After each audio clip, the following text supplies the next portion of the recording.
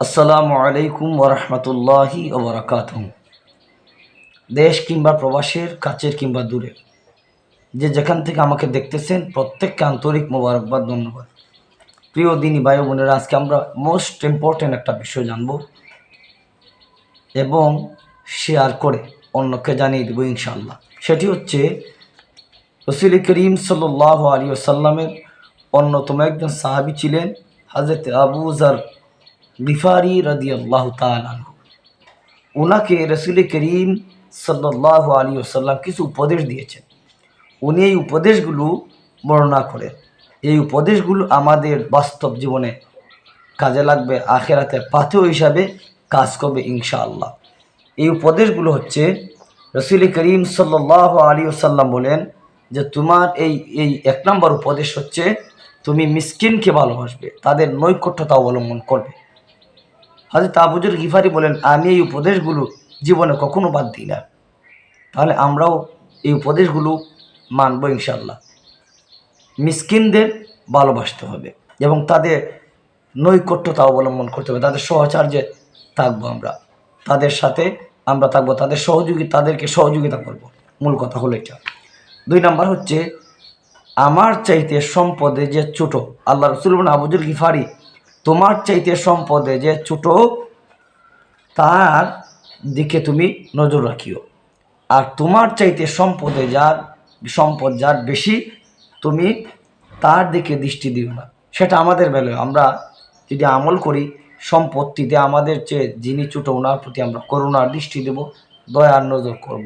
আর যিনি আমাদের চাইতে সম্পত্তিতে অনেক বেশি উপরে ওনার দিকে আমরা ওনার দিকে আমরা দৃষ্টি দিব না। আমরা আল্লাহ তাআলা আমাদের যে অবস্থায় রেখেছেন আলহামদুলিল্লাহ। 3 নাম্বার বিষয় হচ্ছে আমরা আত্মীয়তার সম্পর্ক বজায় রাখবো, যদিও আত্মীয়রা আমাদের সাথে খারাপ আচরণ করে। 4 নাম্বার হচ্ছে বেশি বেশি করে অধিক পরিমাণে লা হাওলা ওয়ালা কুওয়াতা ইল্লা বিল্লাহ, এইটা আমরা পড়ব অধিক হারে, লা হাওলা ওয়ালা কুওয়াতা ইল্লা বিল্লাহ, কারণ তা জান্নাতের খাজানার অন্তর্ভুক্ত।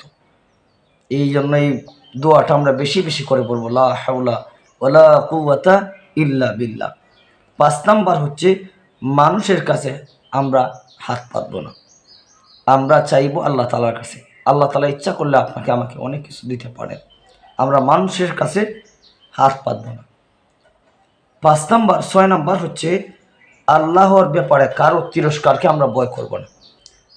আল্লাহর ব্যাপারে, রসুলের ব্যাপারে আমরা কোনো কাজ করলে মানুষ তিরস্কার করবে, মন্দ বলবে না, এখানে আপোষ করা যাবে না। আল্লাহ এবং রসুলের ব্যাপারে কারো তিরস্কার, কারো আপনার চোখ রাঙানো, এগুলোকে আমরা ভয় না করে আল্লাহ এবং রসুলের ব্যাপারে আমরা অটল অবিচল থাকবো ইনশাআল্লাহ। 7 নাম্বার হচ্ছে তিক্ত